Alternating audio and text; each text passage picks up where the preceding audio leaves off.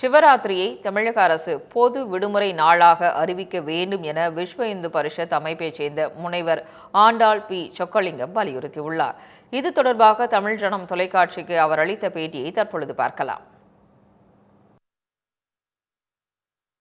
இன்னைக்கு மகா சிவராத்திரியை பொறுத்த வரைக்கும் இந்தியாவிலே ஏன் உலகத்திலே அதிகமாக சிவாலயங்கள் உள்ள ஒரே ஊர் தமிழ்நாடு தான். விஸ்வ இந்து பரிஷத் சார்பாக மிகப்பெரிய ஒரு விண்ணப்பம் இந்த அரசாங்கத்துக்கு என்னென்னா, தயவுசெய்து இந்து மக்களுடைய உணர்வை புரிந்து கொண்டு இதை விடுமுறை தினமாக அறிவித்து ஆக வேண்டும். பொது விடுமுறை தினமாக இதை அறிவித்தாக வேண்டும்.